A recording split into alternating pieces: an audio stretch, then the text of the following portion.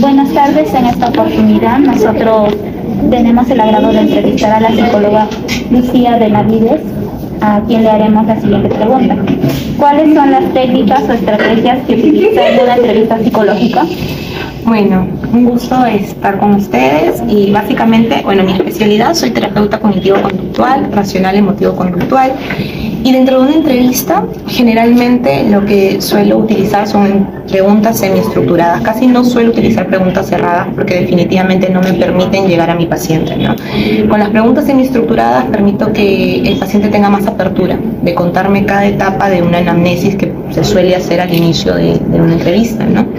Sumado a ello, tiene que estar siempre presente el rapport, la escucha activa, ¿no? El analizar cada cosa que pasa con la observación, porque sabrán ustedes que mucho más dice su lenguaje corporal que su lenguaje netamente verbal. Entonces, tengo que estar alerta y atenta a cada cosa que puedan estar diciéndome el paciente.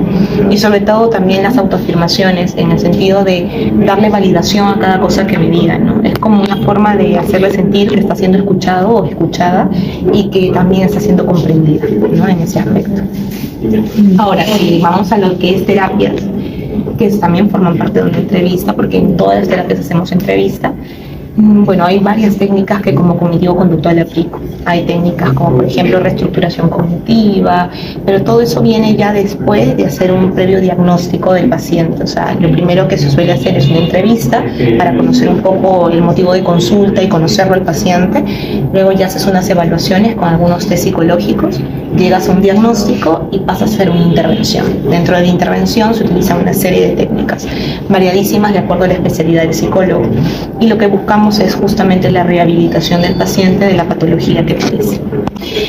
En realidad, generalmente suelo ser bastante pragmática para eso, porque al ser cognitivo-conductual yo analizo muchísimo los pensamientos y las conductas, que es parte de lo que necesito.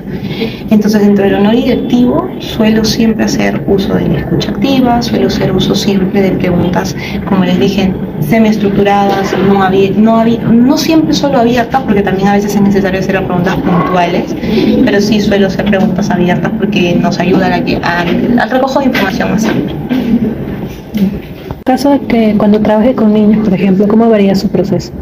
Bueno, miren, generalmente la variación aplica más con la intervención de los papás, porque sí o sí en un menor de edad, no solo por ética, sino porque es lo que corresponde, es trabajar también con el padre de familia o la madre de familia o el tutor, o algún familiar cercano, porque es el que nos va a brindar los datos colaterales, que es en este caso la información alterna que necesitamos para saber qué tan cierto es lo que el niño nos está diciendo, ¿no? Corroborar un poco de información. Además que sabemos que la patología de un niño deviene de muchas veces de la mala praxis de crianza de los padres, ¿no? Entonces hay que sí o sí intervenir con ellos y claro, las técnicas son más lúdicas, más que hacer preguntas, es a veces utilizar juegos, utilizar marionetas, títeres, dibujos, una forma de canalizar al niño. El niño no expresa mucho hablando, expresa jugando. Entonces ahí es como convertirnos en otro niño para poder llegar a él.